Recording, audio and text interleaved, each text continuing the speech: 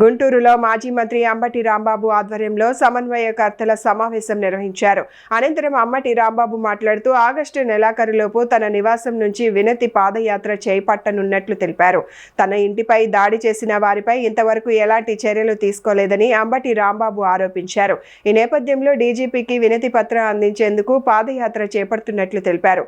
మాజీ deputy speaker కోన రఘుపతి మాట్లాడుతూ అంబటి రాంబాబు ఇంటిపై దాడి జరిగినప్పటికీ ప్రభుత్వం ఎలాంటి చర్యలు తీసుకోలేదని ఆరోపించారు. మాజీ ఎమ్మెల్యే అన్నబత్తిన శివకుమార్ మాట్లాడుతూ ఉమ్మడి గుంటూరు జిల్లాలో గతంలో ఎన్నడూ లేని విధంగా నీచ రాజకీయాలు జరుగుతున్నాయని ఆరోపించారు. అంబటి రాంబాబు ఇంటిపై దాడి జరిగినా ఇంతవరకు చర్యలు తీసుకోలేదన్నారు. ప్రధానంగా ఈ సమావేశం దేనికి ఏర్పాటు చేశామో మీ అందరికీ వివరంగా చెప్పాం. ఈ డిఎస్సి దాని మీద ఉద్యమ బాట పట్టేందుకు ఒక షెడ్యూల్ ఇవ్వటం వలన 10వ తారీఖు వరకు కూడా ఆ కార్యక్రమంలో ఉండటం వల్ల 7-8 తారీఖుల్లో జరిగేటటువంటి పాదయాత్రను, వినతి పాదయాత్రను మరొక రోజుకు వాయిదా వేశాం. ఆ వాయిదా వేసినటువంటి డేట్స్ కూడా 10వ తారీఖు తర్వాత, ఆగస్టు 15 తర్వాత నేను అనౌన్స్ చేస్తాను. మా హైకమాండ్తో మాట్లాడి దానికి అందరూ సహకరించవలసిందిగా కోరుతున్నాను. ముఖ్యంగా మీ అందరికీ పదే చెప్పటం కాదు, కానీ ఒక జరిగిన అప్రజాస్వామికమైన ఆటవిక చర్య మా ఇంటి మీద జరిగింది పట్టపగలి. దాని మీద ఈ ప్రభుత్వం, ఈ పోలీస్ యంత్రాంగం యాక్షన్ తీసుకోలేదు. ఒక్కరిని కూడా అరెస్ట్ చేయలేదు.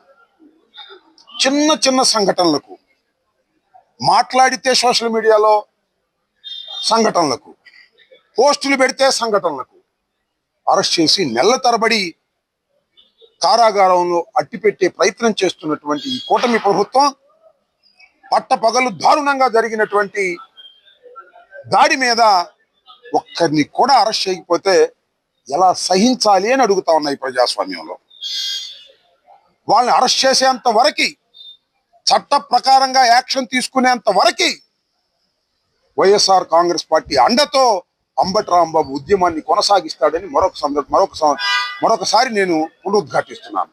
గుంటూరు జిల్లా 3 జిల్లాలుగా విడిపోయినప్పుడు కూడా